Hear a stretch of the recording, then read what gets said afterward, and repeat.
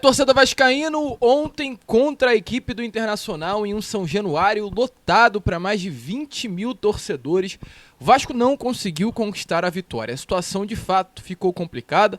O Vasco hoje está na zona do rebaixamento, é o 18º colocado do Campeonato Brasileiro e está a 3 pontos de distância do primeiro time fora do Z4, que hoje é a equipe santista. Uma situação preocupante, mais um ano em que o torcedor vascaíno vivencia a possibilidade de uma queda da Série B do Campeonato Brasileiro, e agora é focar na partida desse próximo domingo contra a equipe do Goiás. Porém, se depender de Ramon Rio Dias, o Vasco lutará até o final e não vai cair a Série B do Campeonato Brasileiro, mesmo após a derrota para a equipe do Internacional ontem dentro de um caldeirão lotado. O técnico falou que o Vasco segue competindo, que o Vasco vai se replanejar para enfrentar a equipe do Goiás nesse próximo domingo e a equipe do Cuiabá na semana que vem. 2 jogos decisivos, 2 jogos contra 2 adversários diretos na luta para não cair a Série B do Campeonato Brasileiro. Se o Vasco não quer cair, se o Vasco quer permanecer na Série A, essas 2 partidas serão essenciais para uma permanência em 2024. E é claro, a gente vai falar sobre isso, vamos trazer informações sobre esse replanejamento que Ramon Dias irá fazer dentro da equipe nesses 2 próximos dias, hoje, sexta-feira, e amanhã, sábado, até porque o jogo já é neste próximo domingo, e falar também sobre o técnico do Internacional, Eduardo Cudê, o argentino que hoje comanda o Clube Gaúcho, né, que venceu o Vasco ontem em São Januário. Mesmo com uma vitória, deixou bem claro que o Vasco é uma equipe que desempenha, o Vasco é uma equipe intensa, e o Vasco, pelo Eduardo Cudê, é uma equipe que não vai cair a Série B do Campeonato Brasileiro. Então, nesse momento, qualquer palavra acalma o coração do torcedor. Eu sei que o momento é de tensão, eu sei que o momento é de preocupação, mas é muito engraçado, e aqui abro até mesmo um parênteses nessa introdução, pois nós que somos vascaínos, olhamos para essa situação e infelizmente já falamos, meu amigo, o Vasco caiu. A gente, por vivenciar tanta coisa ruim nesses últimos anos relacionado ao Clube de Regatas Vasco da Gama, chega nesse momento e sempre pensa no pior. É muito difícil pensar em algo positivo quando passamos por esse momento que estamos hoje na Série A do Campeonato Brasileiro, faltando 9 rodadas para terminar a competição e na zona do rebaixamento. Mas os times, os adversários, os torcedores de rivais do Vasco da Gama olham para o Vasco e dizem que o Vasco não vai cair.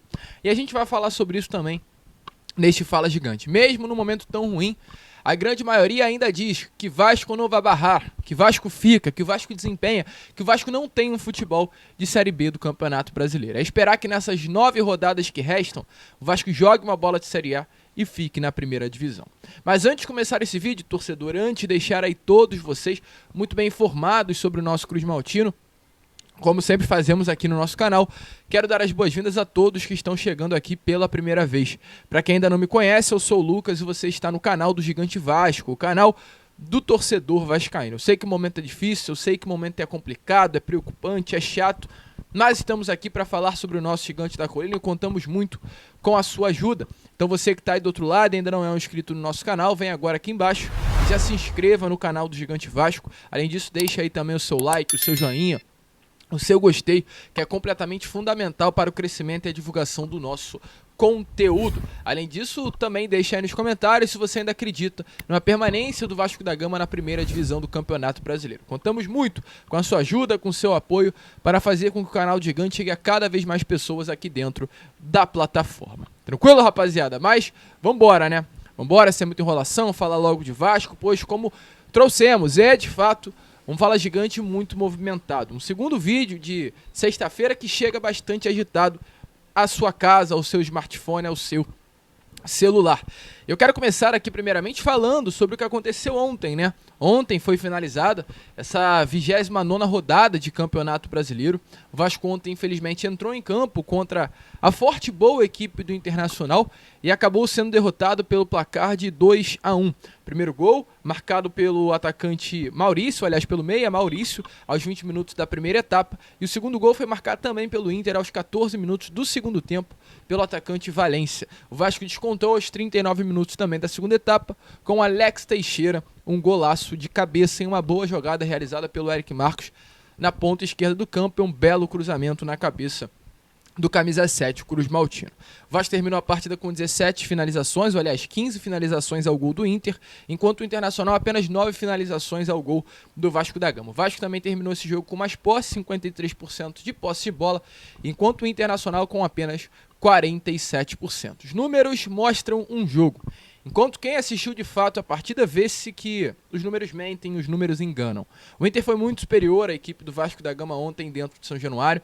O Inter jogou bola e o Vasco resolveu não entrar em campo. O Vasco ontem viu o Internacional jogar. O Vasco ontem muito bagunçado tecnicamente, taticamente. O Vasco ontem muito fraco emocionalmente.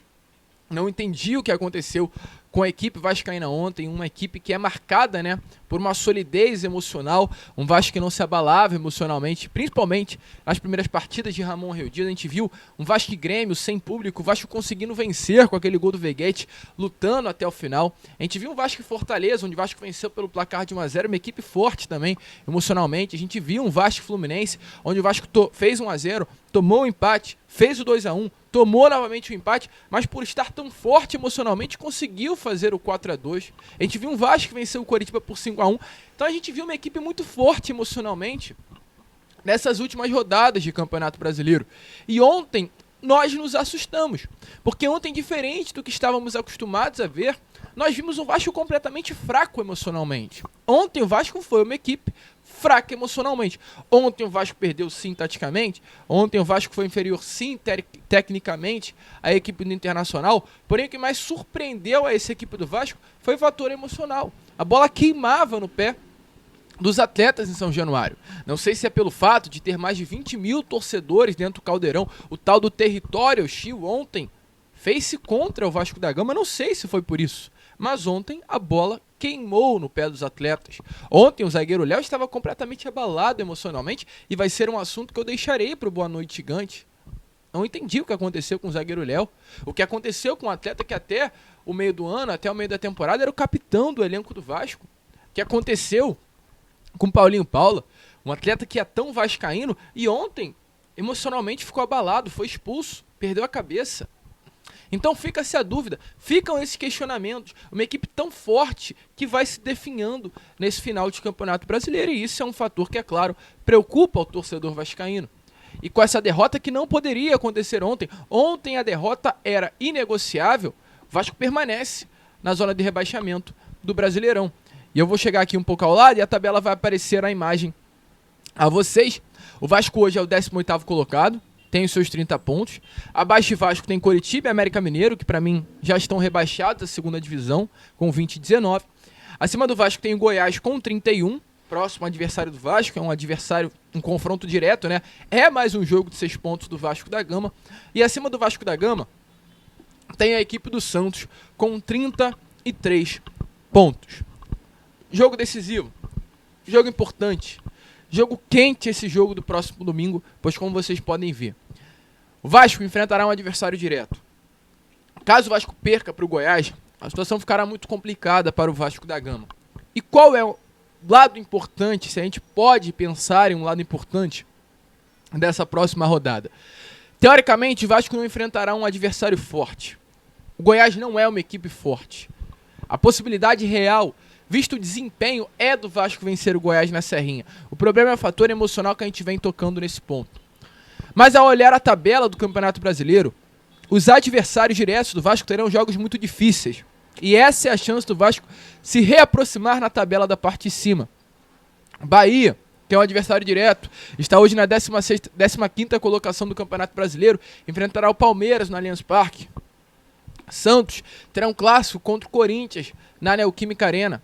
Botafogo enfrentará o Cuiabá. O Cuiabá, que é um adversário direto do Vasco, enfrentará o Botafogo, que é o líder do Campeonato Brasileiro. Cruzeiro, que também está ali na parte de baixo, enfrentará o Fortaleza. Então, olha só, torcedor. O Vasco é a equipe que tem a tabela mais tranquila nessa próxima rodada. Esse é o jogo decisivo para o Vasco da Gama, mas isso é assunto para vídeo para amanhã, para sábado, antes de sair, né?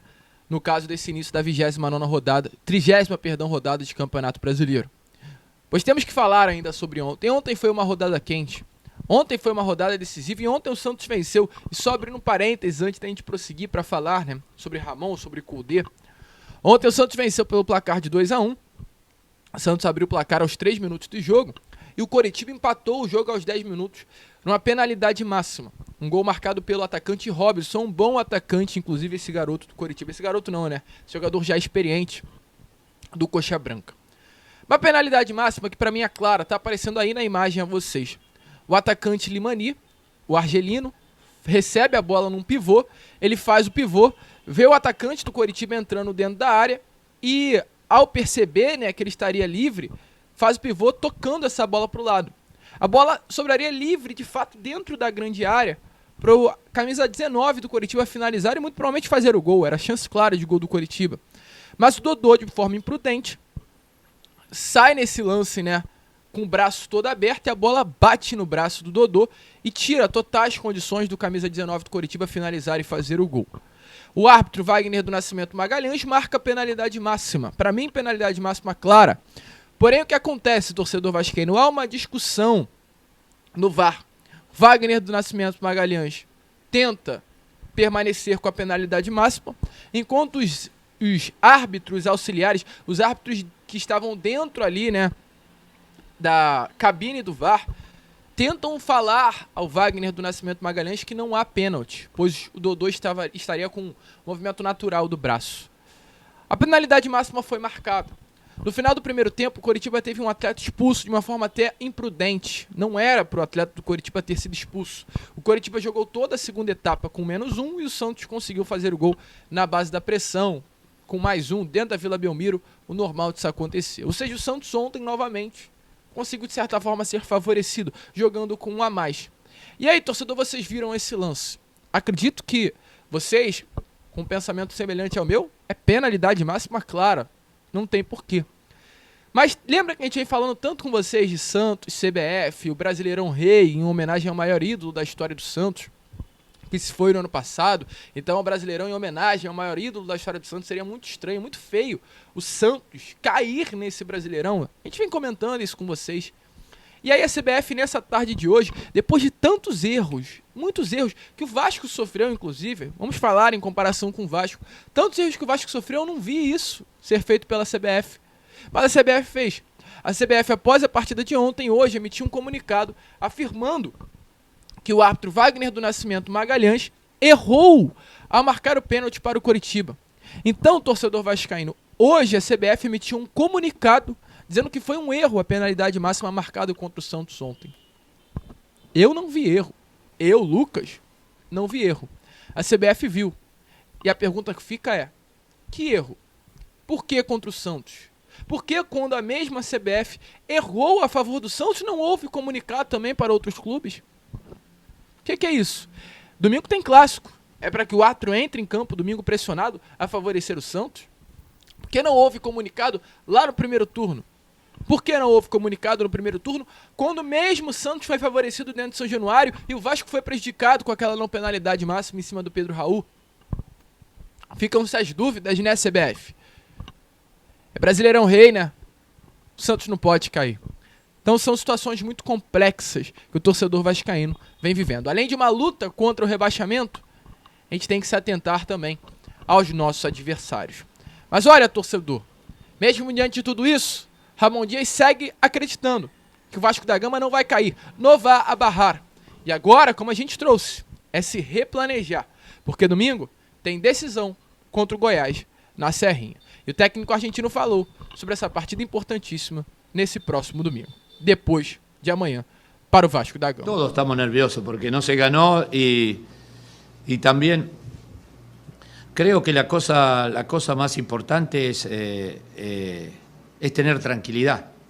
¿En qué lo podemos ayudar nosotros que hemos jugado? Sabíamos que el calendario, el Flamengo e Internacional, dos grandes equipos, los mejores equipos del fútbol brasilero. Ahora nos toca confronto directo y con Goiás, Cuiabá, tenemos que pelear y ahí se va a decidir. Tenemos que mostrar la jerarquía que veníamos teniendo en estos dos partidos, por momentos muy buen jugando, pero tenemos que sacar puntos. Ahora hay que mantener la tranquilidad, competir, prepararse bien anímicamente, recuperarse rápido y es un partido decisivo. Todos queremos jugar buen fútbol. Por momento hacemos muy buen fútbol y por momento el equipo hoy por momento fue superado y eso tenemos que recomponer, tenemos que hablarlo, tenemos que ser inteligentes tácticamente para poder competir hasta el final. Pero Vasco se vai recuperar. É torcedor vascaíno, então é jogo decisivo, é jogo importante, é jogo quente para a equipe do Vasco da Gama nesse próximo domingo na Serrinha. Vamos ficar de olho, né, torcedor vascaíno, porque teremos hoje e amanhã para se preparar para esta grande decisão. E falando em decisão, é claro, né, o torcedor vascaíno fica na dúvida, caramba, tem o Vasco Goiás, tem o Vasco Cuiabá, o Vasco ainda enfrentará grandes adversários nesse restante Série A do Campeonato Brasileiro. Será que o Vasco fica? Será que o Vasco novamente vai cair à segunda divisão? Jogará pela sexta vez a Série B do Campeonato Brasileiro? É tudo isso que o torcedor vascaíno não imaginaria que poderia acontecer em 2023 e está acontecendo. Mas o Eduardo Cudê, técnico do Inter, adversário do Vasco ontem em São Januário, falou sobre o Vasco da Gama, falou sobre a queda do Gigante da Colina na Série B do Campeonato Brasileiro.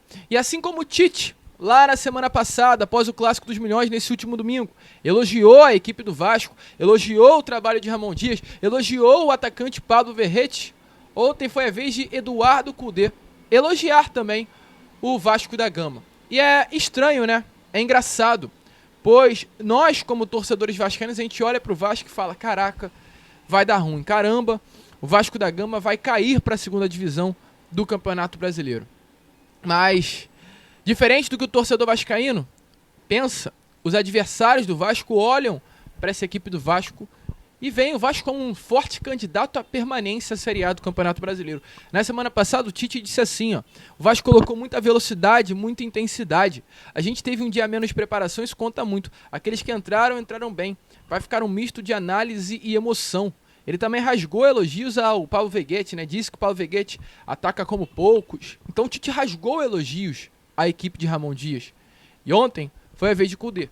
Cudê também rasgou elogios à equipe do Vasco. E ainda confirmou, jogando desta forma, não vai cair. Bueno, hoje tocou rival muito complicado em sua casa, com sua torcida, a verdade que é campo muito difícil. Como falei previo al jogo, conozco esta comisión, conozco el juego que se podía presentar. A verdad que es un time vasco que dificulta mucho las cosas y que yo acho que está jugando de una manera muy intensa, brigando muito e bueno, a veces falo desde fora, nós compreendemos a impaciência por la situación de la torcida, mas eu acho que Vasco jogando desta maneira, deste jeito, não vai rebaixar. Essa é a minha opinião personal. É torcedor vascaíno, então não vai barrar. Esse é o lema. Essa deve ser a grande frase do torcedor vascaíno até a 38ª rodada do Campeonato Brasileiro. Porém, prepare o seu coração, prepare o seu remédio, porque será, infelizmente, sofrimento até o último minuto. Vamos que vamos! Esse foi o Fala Gigante. O segundo vídeo desta sexta-feira, estaremos de volta também com Boa Noite Gigante na parte da noite e contaremos sempre com a presença e o apoio de todos vocês. Vamos que vamos! Se inscrevam, compartilhem e, como sempre falamos aqui no canal, saudações vascaínas.